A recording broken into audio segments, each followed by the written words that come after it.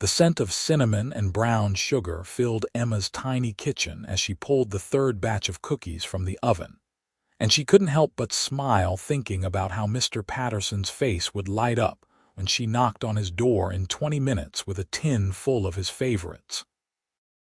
Emma had been baking for Harold Patterson every Thursday afternoon for the past 8 months, ever since she'd moved into the apartment next door and noticed the 82-year-old man struggling to carry his groceries up the stairs. What started as a simple offer to help had blossomed into a genuine friendship that brightened both their weeks. Harold reminded her of her own grandfather who had passed away 3 years ago, and she suspected she filled a similar void in his life too. She carefully arranged the snickerdoodles in the blue tin she kept specifically for these deliveries, making sure to pack them loosely enough that they wouldn't crumble but tightly enough that they'd stay fresh. Her apartment was small, just a one-bedroom in an older building in downtown Portland, but it had a functional kitchen, and that was all she really needed. Working as a second-grade teacher didn't pay much, but Emma had never been motivated by money. She found her wealth in the smiles of her students and the connections she made with people like Harold.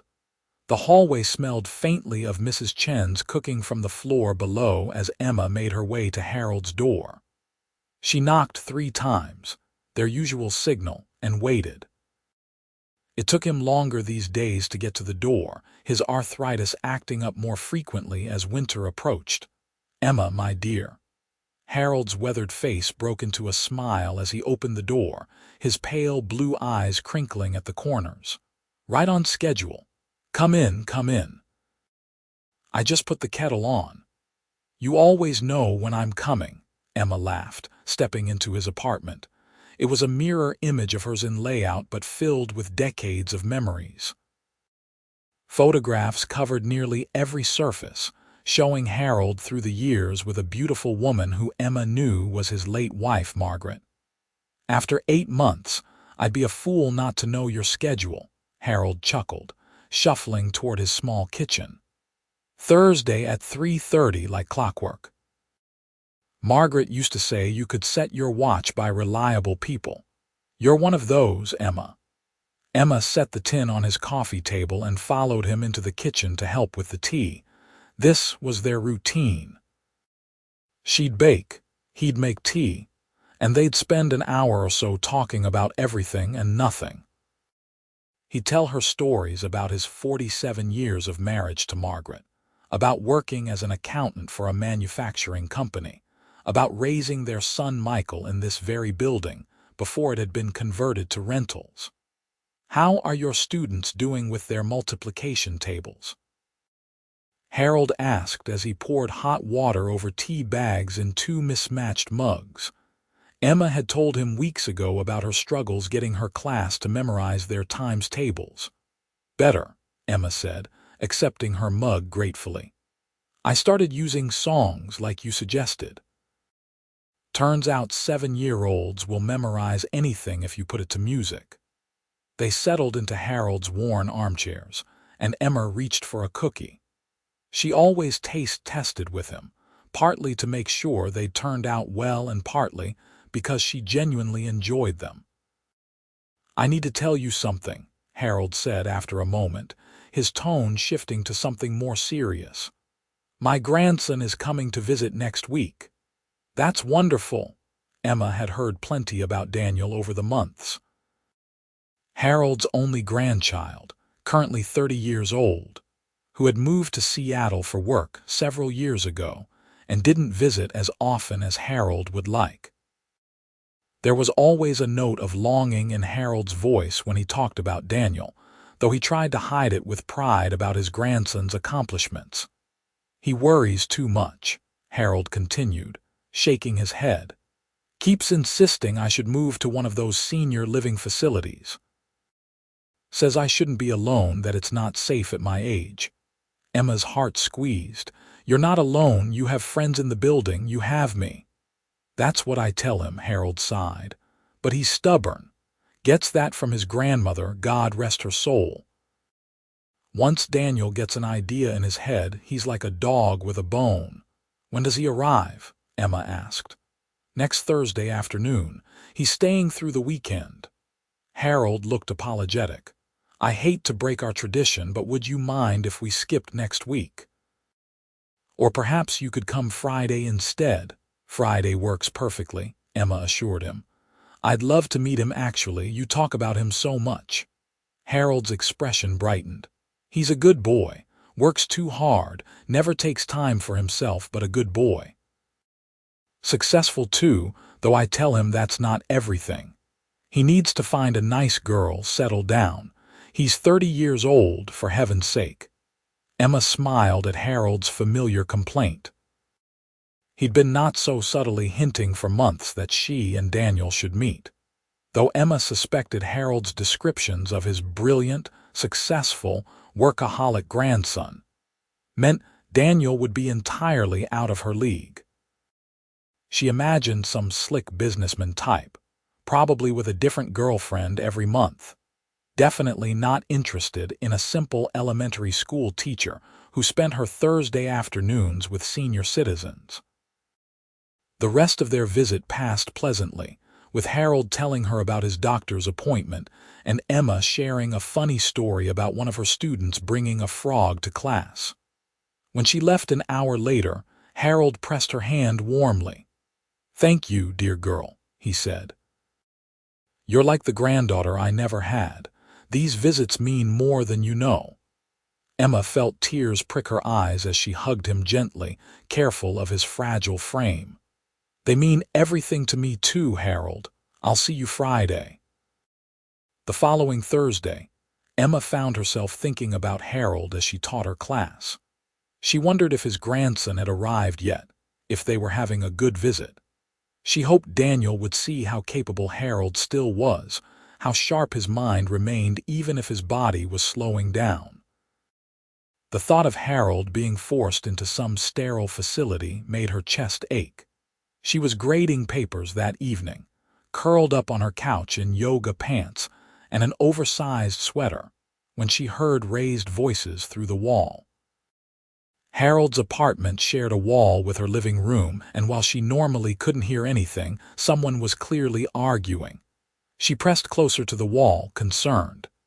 "Dad only died 6 months ago." That was a man's voice, younger, strained with frustration.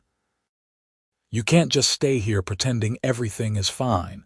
What if you fall? What if something happens? I'm perfectly capable of taking care of myself." Harold's voice was firm but tired. "I have friends here, Daniel. I have a life. You're 82 years old.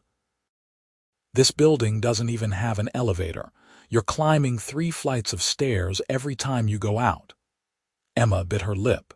She should give them privacy, but she was worried about Harold. The argument continued for another few minutes before things seemed to quiet down. She tried to focus back on her papers, but her mind kept drifting to the wall. The next afternoon, Friday at 3:30, Emma knocked on Harold's door with her tin of fresh cookies. She'd made chocolate chip this time, with extra chocolate chips, because Harold had mentioned last week that they were Daniel's favorite. The man who opened the door was not at all what Emma had expected. Daniel Patterson was tall, easily 6'2", with dark hair that looked like he'd been running his hands through it and brown eyes that held shadows of exhaustion. He wore jeans and a navy Henley that stretched across broad shoulders, and there was stubble along his jaw that suggested he'd skipped shaving that morning. He looked simultaneously polished and rumpled, like a man who wore expensive suits during the week but had forgotten how to relax on the weekend. "Can I help you?" he asked, his tone polite but slightly wary. "I'm Emma. From next door. I'm here to see Harold." She held up the tin like evidence. Recognition flickered across his face, followed by something else she couldn't quite read.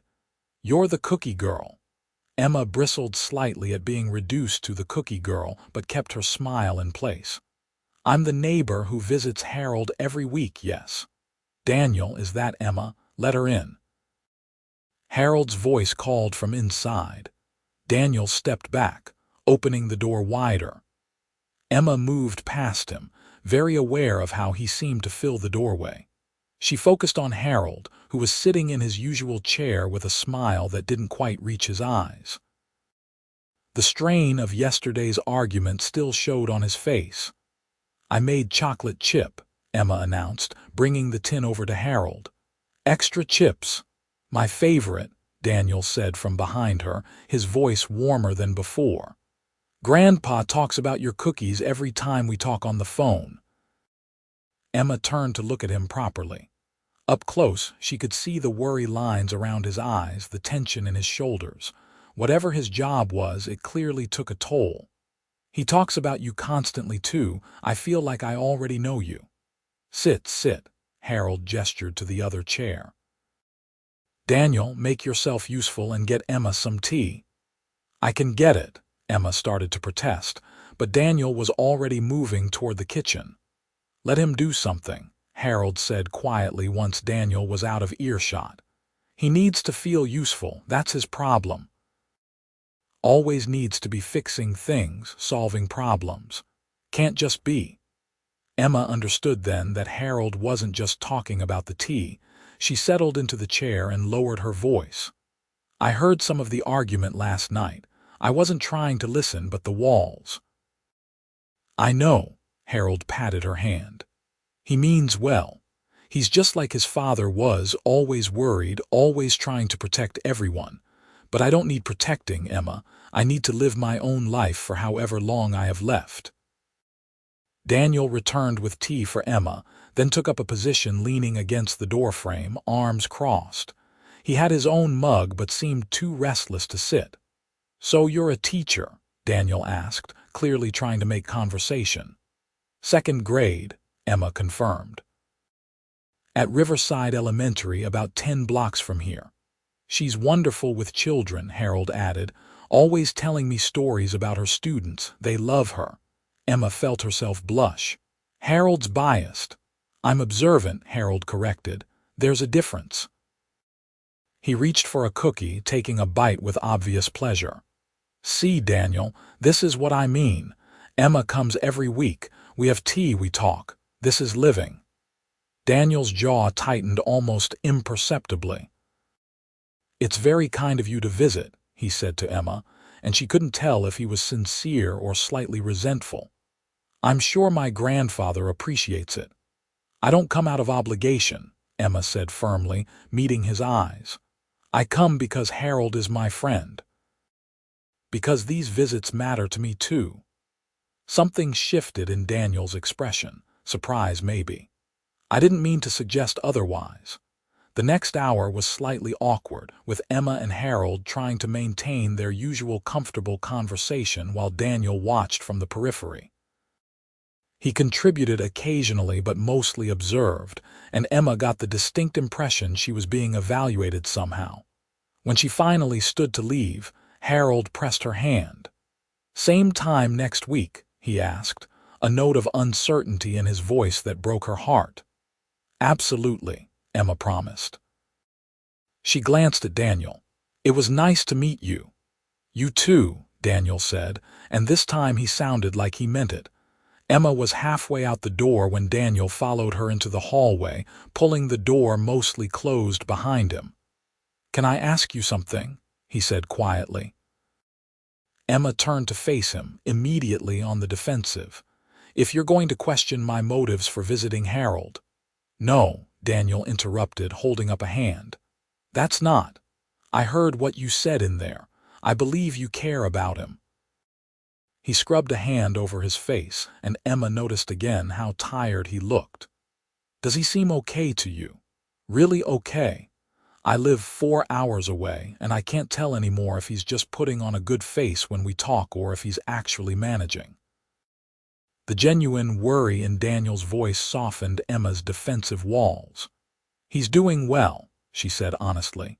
"He has some trouble with the stairs on bad arthritis days, but overall he's sharp, he's active, he has friends in the building. Mrs. Chen from the second floor checks on him most mornings. Mr. Rodriguez drives him to doctor's appointments. Daniel absorbed this information, some of the tension leaving his shoulders, and you bake him cookies, among other things. Sometimes I bring him dinner if I've made too much. He helps me grade papers sometimes, which he finds hilarious. Last month I drove him out to visit Margaret's grave on what would have been their anniversary. Emma crossed her arms, suddenly feeling vulnerable under Daniel's intense gaze. He's not helpless, Daniel, he's just older. I know, Daniel said quietly. My dad died 6 months ago. Heart attack, completely unexpected. And now my grandfather is all I have left. The thought of something happening to him, of him being alone if he falls or has an emergency. He's not alone, Emma said gently. I know it feels that way because you're not here, but he has a community. People who check on him, who care about him. Daniel nodded slowly, leaning back against the hallway wall. My dad would have appreciated that, appreciated you. They stood in silence for a moment, and Emma found herself reassessing the man in front of her. He wasn't some callous businessman trying to warehouse his grandfather for convenience. He was a grieving son and grandson, trying to protect the last family member he had left. How long are you staying? Emma asked. I fly back Sunday afternoon. I work in real estate development, and I have a project launching Monday that I can't miss, he grimaced. Which is part of the problem. I can never stay as long as I should. He understands, Emma said. He's proud of you, you know, talks about you constantly. Daniel's smile was sad. I wish that made me feel better. Emma found herself wanting to comfort him, which was strange given they'd just met. Look, I promise I'll keep an eye on him. I'll call you if anything seems wrong. Would that help? Daniel's eyes met hers, something warm and grateful in their depths. You do that, of course. Emma pulled out her phone. Give me your number. They exchanged contact information, and Emma tried not to notice the way her heart skipped slightly when Daniel's fingers brushed hers as he handed her phone back. He was good-looking. That was undeniable, but more than that, he had a quality of solidity about him, of capability mixed with vulnerability that she found unexpectedly appealing. Thank you, Emma, Daniel said softly. Really? Take care of yourself too, Emma found herself saying. You look like you haven't slept in days. Daniel laughed, the sound rusty like he didn't do it often. That obvious, little bit. Emma smiled. Your grandfather would tell you that working yourself to death defeats the purpose of living. He's already told me that about 6 times since I arrived, Daniel admitted. Along with telling me I need to find a nice girl and settle down. Emma felt her cheeks warm. He's mentioned you should date more. Has he also mentioned you should date more? Daniel asked, one eyebrow raised in amusement. Possibly, Emma admitted. He's not subtle. No, he really isn't. Daniel's smile lingered and something passed between them, an awareness that hadn't been there before. I should let you go. I'm sure you have Friday night plans. Just grading papers and a hot date with my couch, Emma said without thinking, then immediately regretted how pathetic that sounded, but Daniel's expression softened. Sounds better than my evening. Grandpa wants to watch old war movies and criticize the historical inaccuracies. That actually sounds kind of fun, Emma said and meant it. You're welcome to join us, Daniel offered, then looked surprised at himself. I mean, if you want. No pressure. Emma should say no. She'd already done her weekly visit, and spending more time with Daniel felt dangerous somehow, like standing too close to a fire. But there was something in his eyes, a hopefulness mixed with loneliness, that made her nod. Let me change into something more comfortable, she said. I'll be back in 20 minutes. Daniel's smile was genuine this time, reaching his eyes. I'll tell Grandpa to make popcorn. Back in her apartment, Emma stared at her closet like it held the secrets of the universe. This wasn't a date. This was just watching movies with Harold and his grandson. There was no reason to put on makeup or worry about what she wore. She pulled out comfortable jeans and a soft burgundy sweater that her best friend Sarah insisted brought out the warmth in her hazel eyes, then immediately felt ridiculous. But she didn't change. The evening was surprisingly wonderful.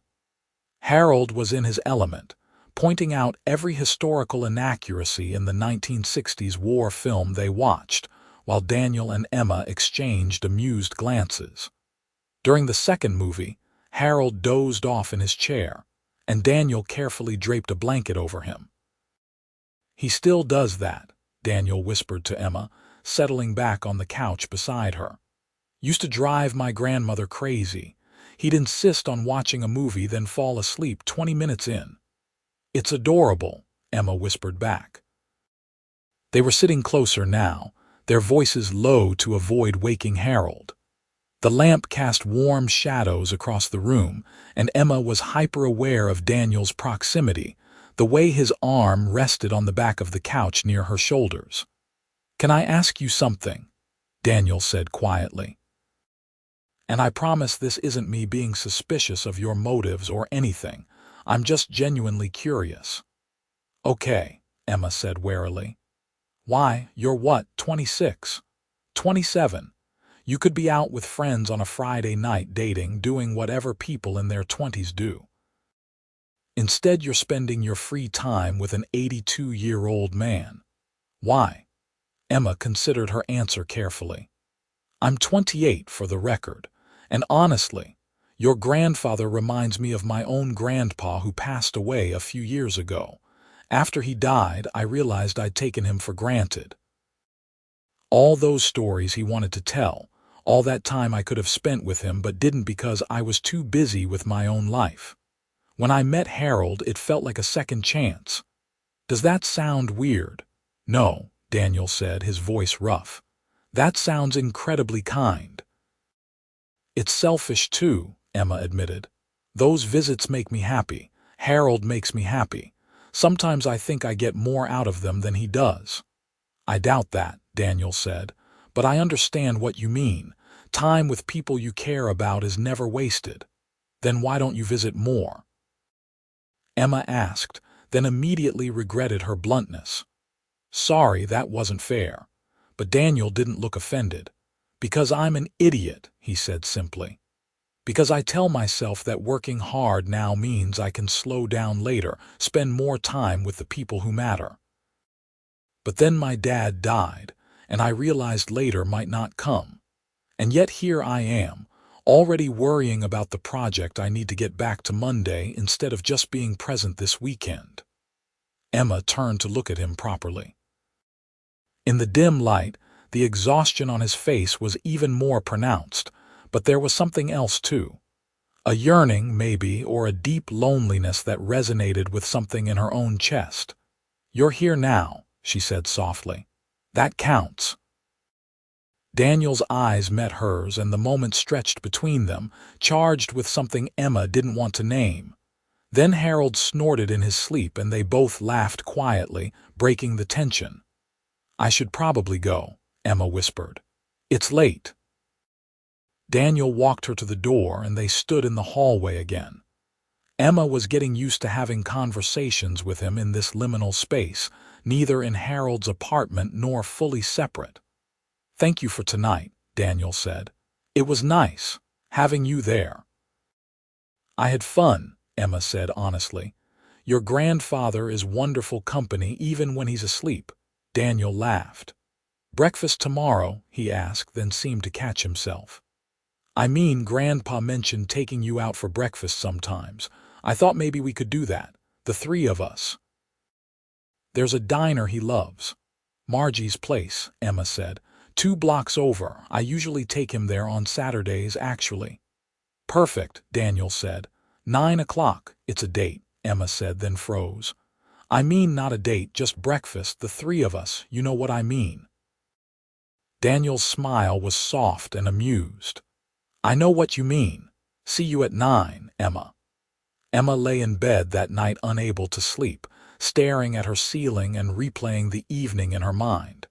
She barely knew Daniel Patterson, and what she did know suggested they were from completely different worlds.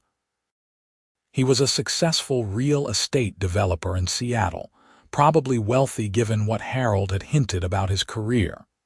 She was a second-grade teacher in Portland who could barely afford her rent. It was ridiculous to feel this flutter in her chest when she thought about him. Except Harold had never mentioned Daniel being wealthy, now that she thought about it. He'd said successful, which could mean anything.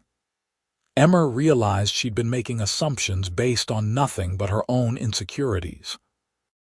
Saturday morning dawned bright and cold, the kind of crisp November day that promised winter was coming. Emma dressed in dark jeans and a cream-colored sweater, pulling her shoulder-length brown hair into a casual ponytail. Minimal makeup, comfortable boots. Just breakfast with Harold and his grandson. Nothing to be nervous about. Harold was waiting in the hallway when Emma emerged from her apartment, bundled in his heavy coat, and the scarf Emma had given him last Christmas. Daniel stood beside him, looking more rested than he had yesterday but still carrying that air of coiled tension, like a man who didn't quite know how to relax. "There she is," Harold beamed. "Daniel, hold her arm down the stairs. These steps can be tricky." "I'm fine," Emma started to protest, but Daniel offered his arm with a slight smile. "Humor him," Daniel murmured. "He's been fussing all morning." Emma took Daniel's arm, trying not to notice the solid warmth of him through his jacket. They descended the 3 flights slowly, matching Harold's pace, and Emma was grateful for Daniel's steadying presence. Not for herself, but because she could see him cataloging every difficult step Harold took, every pause to catch his breath. Margie's place was packed with the Saturday morning crowd, but Margie herself, a 60-something woman with kind eyes and elaborate earrings, waved them over to Harold's usual booth. "There's my favorite customer," Margie declared, pulling Harold into a careful hug. "And who's this handsome man?" "Wait, don't tell me. Daniel, little Danny." "Lord, you've grown up," Daniel submitted to Margie's hug with good grace. "Hi, Miss Margie, it's been a long time." "Too long," Margie agreed, then turned her attention to Emma. "And my favorite teacher, the usual sweetie." Emma nodded, sliding into one side of the booth. Harold took the other side, which left Daniel to choose. After a moment's hesitation, he slid in beside Emma. The booth was small, meant for intimate gatherings, and Emma found herself pressed close enough to Daniel that she could smell his cologne, something woodsy and masculine that made her far too aware of him. Harold ordered his usual egg white omelet despite Margie's attempts to push the pancakes. Daniel ordered coffee and wheat toast, which made Margie cluck her tongue. "Working man's breakfast," she declared. "You need more meat on those bones." "I'm 6'2" and 190 pounds, Daniel protested, but he was smiling. "I think I'm fine." "Needs to relax more," Harold stage whispered to Emma. "Works too hard, never takes time to enjoy life." "Grandpa," Daniel sighed, but there was affection in his voice. Breakfast was lovely. Emma watched the easy banter between Harold and Daniel, the obvious love beneath their disagreements. Daniel was different here than he'd been yesterday, less guarded, laughing more readily. When he laughed, his whole face transformed, the worry lines smoothing away to reveal someone younger and more carefree. "So, Emma," Daniel said, turning to her, "Grandpa says you're from Portland originally." "Born and raised," Emma confirmed. "Moved around a bit for college, but I came back 5 years ago for the teaching job. My parents are in Eugene now, retired." "Any siblings?" Daniel asked. "One brother, older, married with 2 kids. They're in California." Emma sipped her orange juice. "What about you? Harold mentioned your dad was an only child." Daniel's expression shadowed. "Yeah, just Dad and me, and now just me and Grandpa." He cleared his throat. But I have a good circle of friends in Seattle, people I work with mostly. All work and no play, Harold muttered. Martha from his office has been trying to set him up for years, but does he accept? No. Too busy. Grandpa, please, Daniel said, his ears going slightly red. Emma couldn't help but smile. He does the same thing to me. Last month he tried to set me up with his physical therapist.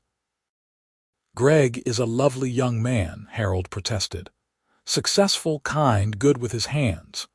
He's also engaged, Emma pointed out. Minor detail. Harold waved a hand dismissively, and both Emma and Daniel burst out laughing. After breakfast, they walked Harold through the nearby park, despite his protests that he wasn't an invalid who needed escorting. The autumn leaves crunched under their feet, and the cold air had brought out roses in Emma's cheeks. Daniel kept pace beside her while Harold walked slightly ahead, greeting neighbors and other regulars he recognized. He really does have a community here, Daniel observed quietly. I didn't realize how many people knew him. He's lived in this neighborhood for over 40 years, Emma said. He's part of the fabric of this place. Moving him would be like uprooting an old tree. Daniel was quiet for a moment. I'm starting to see that. I just worry. When I got the call about Dad, I was in the middle of a business meeting. By the time I got to the hospital, he was already gone. I keep thinking, what if that happens with Grandpa? What if he needs help and I'm 4 hours away? Emma's heart ached for him. I understand that fear, but Daniel, you can't protect everyone from everything. Life doesn't work that way. I know, Daniel said. Doesn't stop me from trying. They spent the rest of the day together, the three of them. Lunch at Harold's apartment, where Daniel made surprisingly good grilled cheese sandwiches. An afternoon of cards, where Harold consistently beat them both at rummy while claiming his victories were pure luck. Dinner at a small Italian restaurant Harold loved, where the owner's son came out to meet Daniel and reminisce about when Daniel used to visit as a child. Emma found herself not wanting the day to end. There was something magical about the three of them together, like they fit in a way she couldn't quite explain. Harold was in his element, surrounded by people he loved. Daniel was more relaxed than Emma had yet seen him, the constant tension in his shoulders finally easing. And Emma felt welcomed, included in something precious and familial. When they finally said goodnight outside Harold's apartment, Emma impulsively hugged Harold, then felt awkward about whether to hug Daniel too. He solved the dilemma by pulling her into a brief embrace that nonetheless left her heart racing. Thank you for today, Daniel said softly, his hands lingering on her shoulders, for sharing him with me, for showing me what his life really looks like here. Anytime, Emma managed. After Harold went inside, Daniel walked Emma to her door despite it being literally 15 feet away. I leave tomorrow afternoon, Daniel said, leaning against her door frame. But I'd like to keep in touch, if that's okay with you. Emma's pulse quickened. To check on Harold. And to talk to you, Daniel admitted. I like talking to you, Emma. I like being around you. That's probably forward, given we've known each other less than 48 hours, but I'm too old to play games. Life's too short, you know. Emma thought about the grief he carried about his father's sudden death and understood. I'd like that, she said, to keep in touch. Daniel's smile was worth the risk. Good, maybe I can visit again in a few weeks, for Thanksgiving. That would make Harold so happy, Emma said. What about you? Daniel asked. Would it make you happy? Emma met his eyes. Yes. The next morning, Emma knocked on Harold's door to say goodbye to Daniel before his flight. She found them having coffee together, and the sight of them, grandfather and grandson, heads bent together in conversation, made her chest tight. Emma, Harold waved her in. Perfect timing. Daniel was just leaving. Daniel stood, gathering his bag. He changed back into what Emma suspected was his usual armor, dark slacks. a button-down shirt, looking every inch the successful businessman. But when he looked at her, she could still see the softer man from yesterday, the one who'd laughed over cards and held his grandfather's arm down the stairs. "Walk me down," Daniel asked. They descended the 3 flights in silence. In the lobby, Daniel turned to face her. "Thank you," he said. "This weekend was important. You made it better." "I didn't do anything," Emma protested. "You did everything," Daniel corrected. "You showed me what I was trying to take away from him. You made me see that my fear was about me, not about what's actually best for him." "So you're not going to push the senior living thing?" Emma asked hopefully. "I'm going to drop it," Daniel confirmed. "And instead, I'm going to visit more. Work on actually being present instead of just worrying from a distance." He reached out, tucking a strand of hair behind Emma's ear in a gesture so intimate it made her breath catch. "And I'm going to get to know you better, if you'll let me." "I'd like that," Emma whispered. Daniel's flight was leaving in 2 hours, but he took the time to kiss her cheek, letting his lips linger against her skin. "I'll call you tonight," he promised. "And Emma, wear something nice for Thanksgiving. I'm taking you and Grandpa somewhere special." True to his word, Daniel called that night, and the night after, and the night after that. Their conversation started as updates about Harold but quickly evolved into something more. Daniel told her about his projects, about the luxury residential development he was overseeing, about the pressures of running his own company. Emma shared stories about her students, about lesson plans gone wrong, about the small joys of watching children learn. It wasn't until their 5th phone call that Daniel mentioned casually, "We broke ground on the new project today. The investors are happy, which means I can breathe for about 5 minutes before the next crisis." "How much are you developing?" Emma asked curiously. "This one's a $120 million project," Daniel said. 30 luxury condos overlooking the Sound." Emma nearly dropped her phone. "I'm sorry, how much?" Daniel paused. "I thought you knew. I thought Grandpa told you. I own a real estate development company, Patterson Development. We focus on high-end residential properties in the Seattle area." Emma's mind reeled. "Harold never mentioned that. He just said you worked in real estate." "Oh," Daniel said quietly. "Does it matter? Did it matter?" Emma thought about the disparity between their lives. She lived paycheck to paycheck, budgeting carefully to afford her small apartment and her car payment. Daniel developed $100 million properties. They were from different worlds. "Emma," Daniel's voice was uncertain. "Talk to me." "I'm here," Emma said. "I'm just processing." "That's a really different scale than I imagined." "I'm still the same person you had breakfast with," Daniel said. "The same guy who lost to Grandpa at Rummy and burned the grilled cheese on the 2nd try." Emma laughed despite herself. "I know. I just feel a little out of my depth." "Don't," Daniel said firmly. "Whatever this is between us, it has nothing to do with money or business. It's about you and me. 2 people who like each other, that's all." "You like me?" Emma asked, her heart racing. "Emma, I've called you every night for a week," Daniel said, his voice warm with amusement. "I think that's pretty clear evidence that I like you." "I like you too," Emma admitted, "which terrifies me a little." "Good terrified or bad terrified?" Daniel asked. "Good terrified," Emma said. "The kind where you know something important is starting and you don't want to mess it up."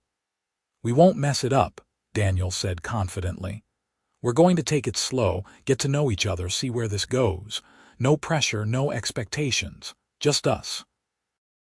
Over the next 3 weeks, Emma fell for Daniel with an inevitability that would have scared her if it didn't feel so right. They talked every night, sometimes for hours. He sent her flowers at school, which made her students giggle and ask if Miss Emma had a boyfriend. She sent him cookies in the mail, which he claimed were the highlight of his week. Most importantly, She watched him keep his promise to Harold. Daniel called his grandfather daily, visited on 2 separate weekends despite his busy schedule, and never once brought up senior living facilities again. Emma saw the change in Harold, the way he lit up knowing his grandson was making the effort. The week before Thanksgiving, Daniel called with a nervous edge to his voice. "So I have a question," he said, "and you can absolutely say no. But I was wondering if you'd like to have Thanksgiving dinner at my place. In Seattle. You and Grandpa both. I drive down Wednesday night. We'd all drive back together Thursday morning, have dinner at my house, stay the night, and I'd bring you both back Friday." Emma's heart raced. "You want me to see where you live?" "I want to cook for you," Daniel corrected. "Well, attempt to cook. I might also want to show you around the city, spend time with you that isn't shared with Grandpa, kiss you properly without worrying about an audience, but mostly the cooking thing." Emma laughed. "You want to kiss me?" "Emma, I've wanted to kiss you since you lectured me in the hallway about Grandpa not being helpless," Daniel admitted. "I've been very patient." "Then yes," Emma said. "I'll come to Seattle for Thanksgiving."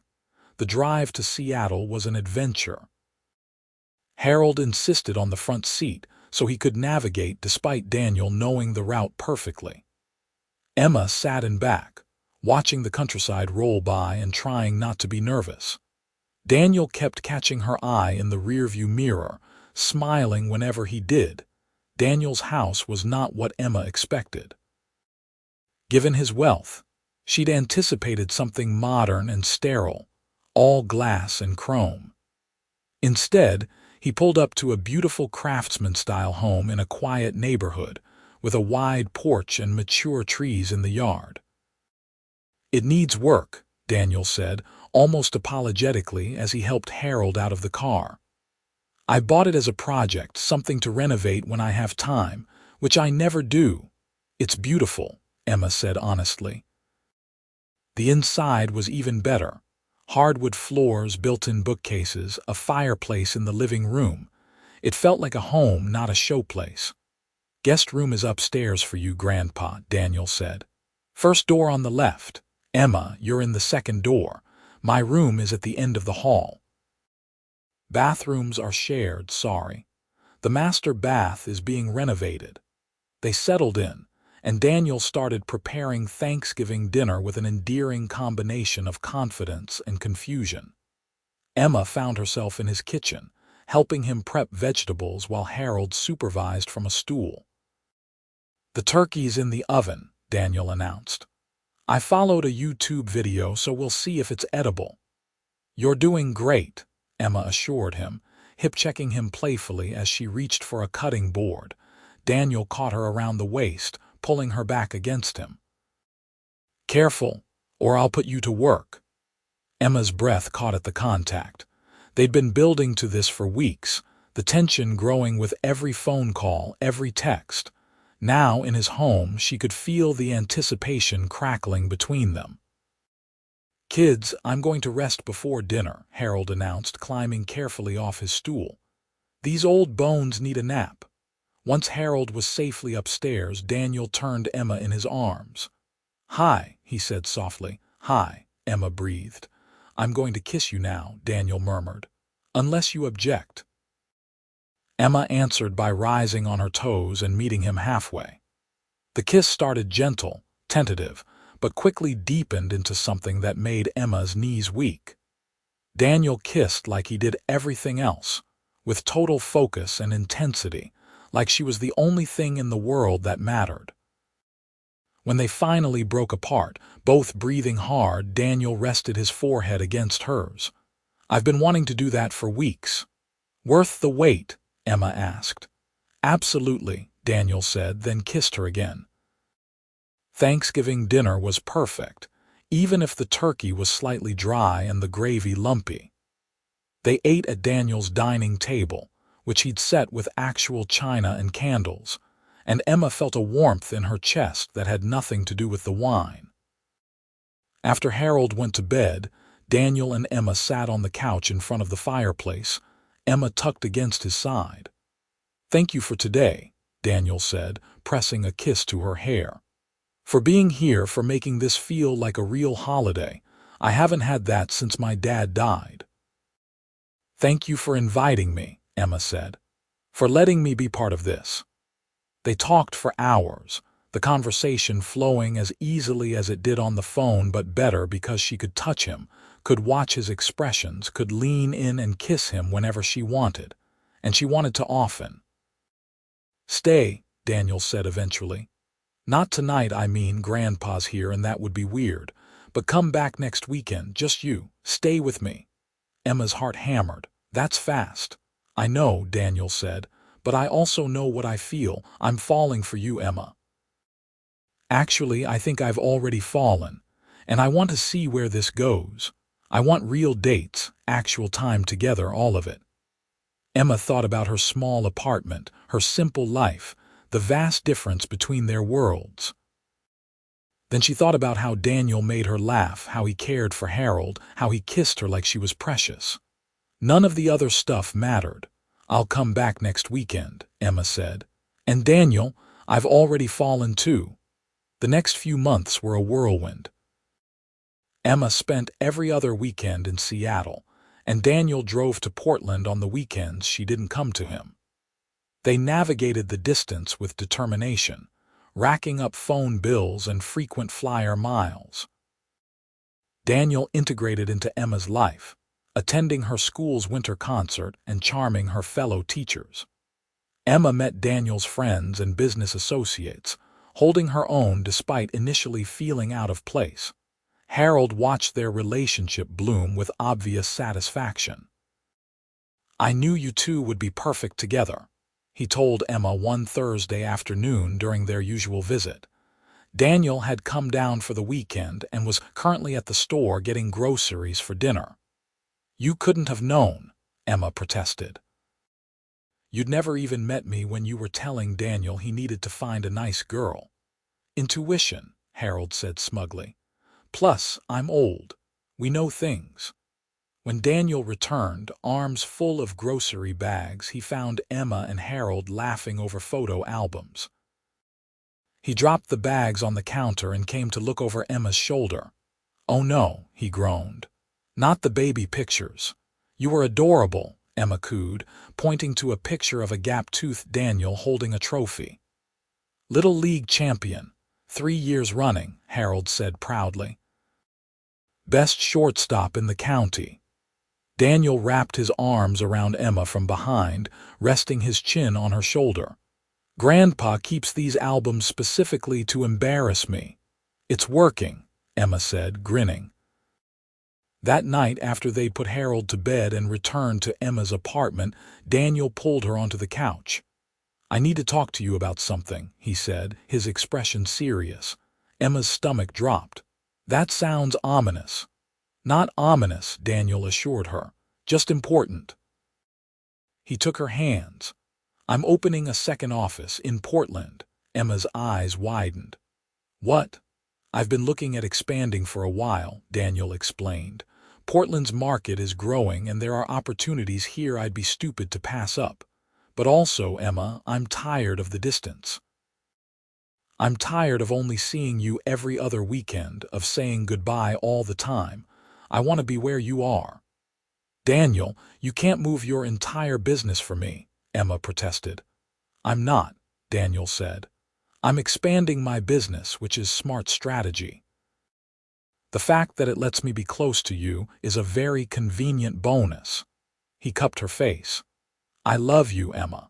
I've loved you since you defended my grandfather in the hallway and looked at me like I was an idiot for not seeing how capable he is. I want to build a life with you, and I can't do that from 4 hours away. Emma's eyes filled with tears. You love me, completely, Daniel said. Terrifyingly, I love how you care for people, how you make everyone around you feel seen and valued. I love your terrible jokes and how you always burn the first batch of cookies. I love that you chose to spend your Thursdays with an 82-year-old man because it made both of you happy. I love everything about you. I love you too, Emma whispered. So much. But Daniel moving here, opening an office, that's huge. Are you sure? I've never been more sure of anything, Daniel said. He kissed her softly. Will you help me find office space and maybe help me pick out furniture? I'm terrible at that stuff. Emma laughed through her tears. Yes. Yes to all of it. Daniel moved to Portland 2 months later. He found office space downtown and hired a local team, splitting his time between Seattle and Portland as he got the new branch running. True to his word, he brought Emma to every furniture store in the city, patiently letting her choose between nearly identical desk chairs while pretending he could see the difference. He also found an apartment, a spacious 2-bedroom with a modern kitchen and a view of the river. In case you want to stay over, he told Emma. I mean, you're here most nights anyway. 6 months into their relationship, Harold had a health scare. Emma found him one Thursday afternoon when he didn't answer her knock, confused and disoriented in his bathroom. She called 911, then called Daniel, her hands shaking as the paramedics loaded Harold onto a stretcher. Daniel made it to the hospital in record time, probably breaking every traffic law. He found Emma in the waiting room, pale and scared, and pulled her into his arms. He's going to be okay, Emma said, needing to believe it. The doctors said it's just a bad infection, probably a UTI that spread. They're giving him antibiotics. You saved him, Daniel said roughly. If you hadn't gone over when he didn't answer. Don't, Emma whispered. I can't think about that. They sat together in the uncomfortable hospital chairs, Emma tucked against Daniel's side. When the doctor finally came out to say Harold was stable and responding to treatment, they both sagged with relief. Harold was in the hospital for 4 days. Emma visited every day after school, and Daniel rearranged his entire schedule to be there. On the 3rd day, Harold woke from a nap to find them both there, Emma reading student papers while Daniel worked on his laptop. You too, Harold said, his voice weak but warm. You're going to get married. Emma nearly dropped her papers. Harold, I'm not asking, Harold said. I'm telling you I've been married. I know what love looks like, and you two love each other something fierce. Daniel met Emma's eyes across the hospital bed. He's not wrong. It's only been 6 months, Emma protested weakly. Margaret and I got engaged after 3 months, Harold said. When you know, you know. And Daniel, you're stupid if you let this one get away. I have no intention of letting her go anywhere, Daniel said firmly. 2 weeks later, Daniel made reservations at the nicest restaurant in Portland. Emma dressed carefully, choosing a deep blue dress that Daniel had once said made her eyes look like honey. They'd been officially dating for 7 months, living in the same city for 3, and Emma suspected what was coming. She wasn't wrong. After dinner, Daniel suggested a walk along the waterfront. The spring evening was cool but pleasant, and the city lights reflected off the water. Daniel led her to a spot overlooking the river, then turned to face her. I had a whole speech planned, he said. But looking at you right now, I can't remember any of it. Emma's heart raced. Daniel, I love you, Daniel said simply. I love everything about you and everything about us. You make me better, Emma. You make me want to slow down and actually live instead of just working all the time. You showed me what matters. He took her hand. Marry me, please. I know it's fast, but I also know I want to spend every day for the rest of my life with you. I want Thursday afternoon cookies and terrible war movies with Grandpa. I want to help you grade papers and hear about your students. I want to come home to you every night and wake up with you every morning. I want everything, Emma. With you. He pulled out a ring and Emma gasped. It was beautiful. A simple solitaire diamond on a platinum band, elegant and classic. Yes, Emma breathed. Yes, of course, yes. Daniel slid the ring onto her finger, then pulled her into a kiss that felt like a promise. When they finally broke apart, both grinning like idiots, Emma laughed. "We have to tell Harold," she said. "Are you kidding?" "He already knows," Daniel said. "He helped me pick out the ring, insisted you'd want something classic." Emma laughed harder. "Of course he did." They got married 4 months later in a small ceremony in the park where they'd walked with Harold that first weekend. Emma wore a simple white dress that made Daniel's breath catch, and Harold stood as Daniel's best man despite needing a chair for the ceremony. Emma's best friend Sarah was her maid of honor, and a collection of family and close friends witnessed them exchange vows under an arch of autumn leaves. "I promise to love you every day," Daniel said, holding Emma's hands. "To support your dreams, to laugh at your bad jokes, to help you bake cookies every Thursday afternoon. I promise to build a life with you that honors what matters: family, community, love. You're my home, Emma. Wherever you are, that's where I belong." Emma's vows were equally heartfelt. "I promise to be your safe place," she said. "To remind you to slow down when you're working too hard, to make you laugh when life gets heavy. I promise to love your grandfather as my own, to build traditions with you, to choose us every single day. You've shown me that love doesn't have to be complicated. Sometimes it's just showing up, being present, caring deeply. That's what I promise to do." When the officiant pronounced them husband and wife, Daniel kissed Emma like they were the only two people in the world. Harold cheered loudly, and the rest of the guests joined in. The reception was held at Margie's diner, which Margie had closed for the afternoon and decorated with white lights and flowers. It was perfect, intimate, personal, filled with the people who mattered most. During the father-daughter dance, which Emma shared with her own father, Daniel danced with Harold. Emma watched them, these two men she loved so much, and felt her heart might burst. Later, when Emma and Daniel were cutting the cake, Harold stood up with his glass. "A toast," he announced. "To my grandson and his beautiful bride. Daniel, you're the best man I know, and Emma, you're the daughter I never had. Watching you two fall in love has been the greatest joy of my old age. Margaret would have loved you, Emma, would have loved what you've done for our boy." His voice cracked. "Take care of each other. Love each other well, and never forget that family isn't just about blood. It's about showing up, about caring, about choosing each other every day. You two do that naturally. I'm so damn proud of both of you."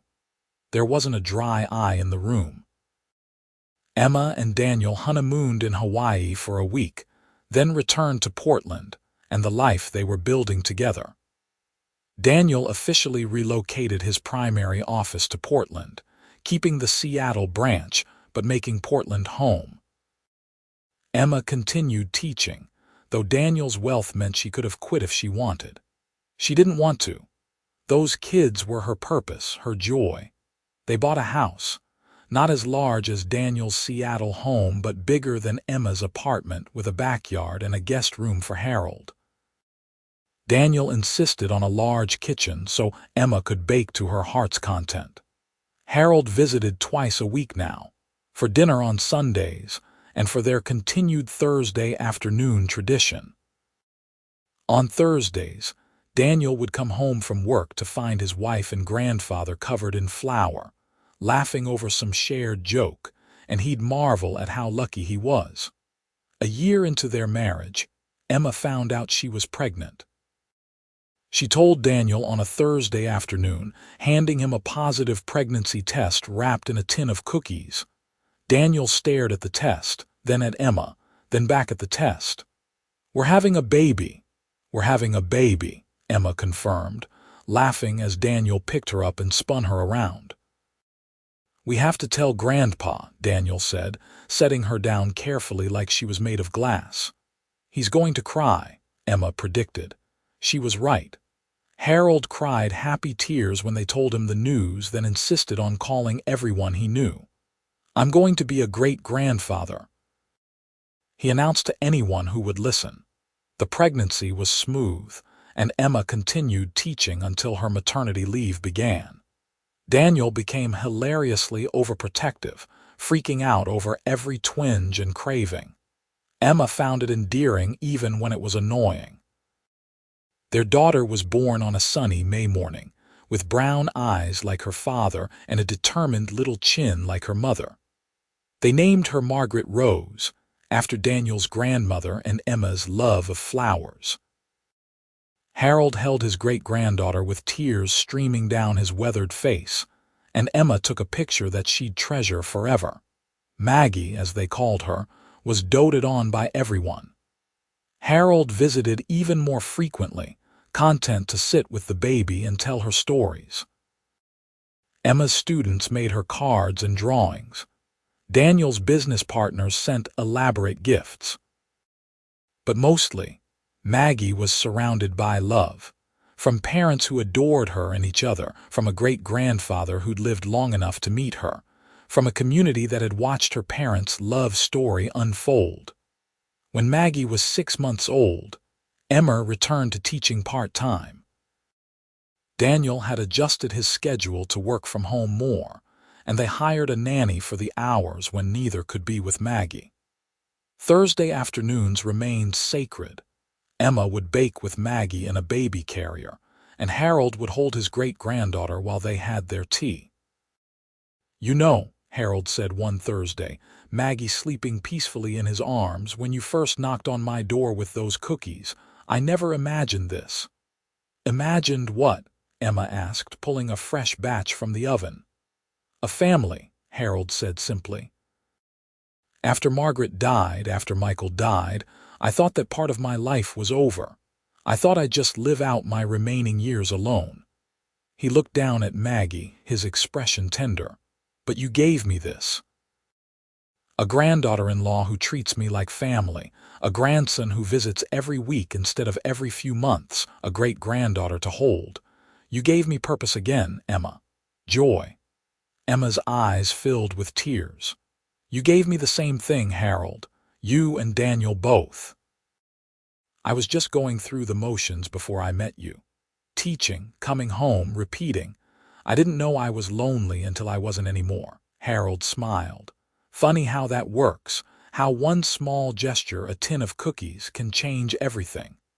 2 years later, they welcomed a son. James Harold Patterson, named for Daniel's father and grandfather.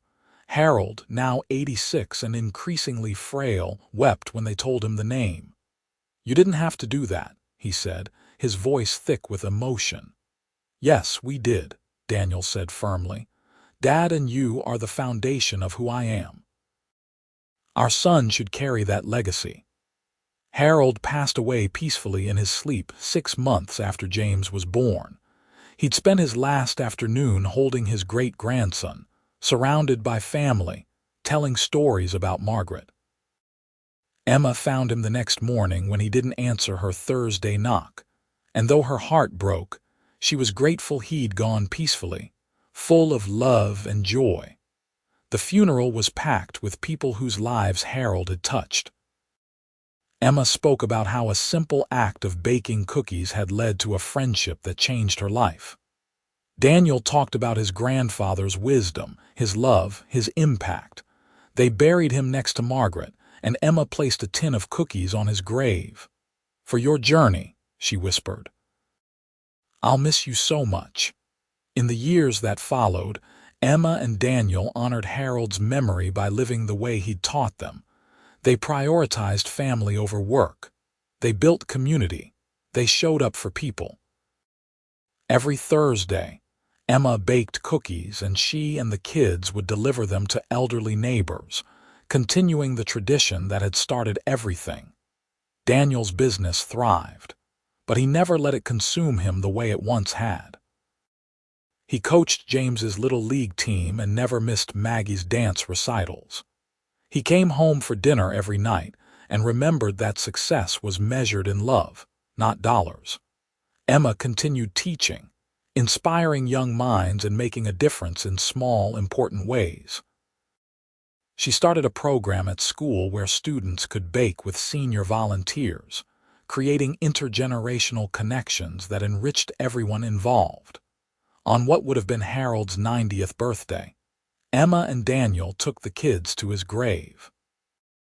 Maggie, now 5, placed cookies on the headstone. "For great-grandpa," she said solemnly. "So he knows we remember." "We'll always remember," Emma promised, Daniel's arm around her shoulders. "Great-grandpa Harold gave us the greatest gift. He brought us together." "Tell the story again," James demanded. At 3, he never tired of hearing how his parents met. Emma smiled, looking up at Daniel.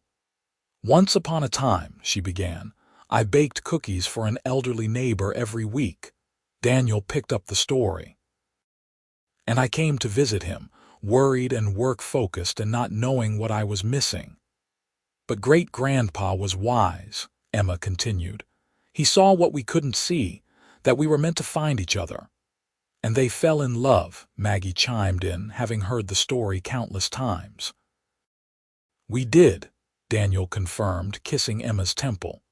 "We fell completely, wonderfully in love." That night, after the kids were in bed, Emma and Daniel sat on their back porch with glasses of wine, watching the stars emerge. "Do you ever think about how different our lives would be if I hadn't moved in next door to Harold?" Emma asked. "If I hadn't started baking those cookies all the time," Daniel admitted. "I think about how I was so focused on my career, on success, on trying to control everything. I would have missed this, you, our kids, the life we've built. I would have worked myself into an early grave like my dad almost did." "Harold saved us both," Emma said softly.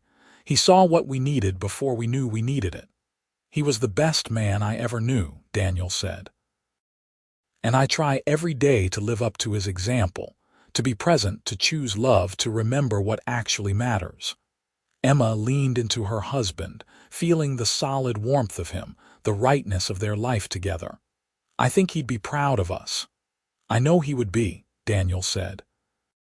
"He told me right before he died, said we'd done it right, built something beautiful, said our kids were lucky to have us." "We're lucky to have had him," Emma whispered. They sat in comfortable silence. Two people who'd found each other through kindness and cookies, through showing up and caring, through listening to the wisdom of an old man who knew that love was the only thing that really mattered in the end. Years continued to pass, each one rich with the small moments that make a life. Daniel expanded his business, but never at the expense of family. Emma became a principal, influencing not just her own students but an entire school. Maggie grew into a thoughtful teenager with her great-grandfather's wise eyes. James developed Harold's talent for connecting with people, never meeting a stranger. On their 10th wedding anniversary, Daniel took Emma back to the spot on the waterfront where he'd proposed. The city had changed around them, but this place remained the same. 10 years, Daniel marveled, pulling Emma close. "Best decade of my life." "Mine too," Emma said. "Though if you'd told me the day I moved in next to Harold that I'd end up married to his millionaire grandson, I'd have thought you were crazy." Daniel laughed. "If you told me that I'd fall in love with an elementary school teacher who spent her Thursdays baking cookies for old people, I'd have said you were insane." "And yet here we are," Emma said. "Here we are," Daniel agreed. "Madly in love, 2 amazing kids, a life that matters." "All because you were kind to my grandfather." "All because he was kind to me first," Emma corrected. "All because he saw what we couldn't see." Daniel kissed her, slow and deep, a kiss that promised forever. "I love you, Emma Patterson, more every day." "I love you too," Emma said. "Now and always."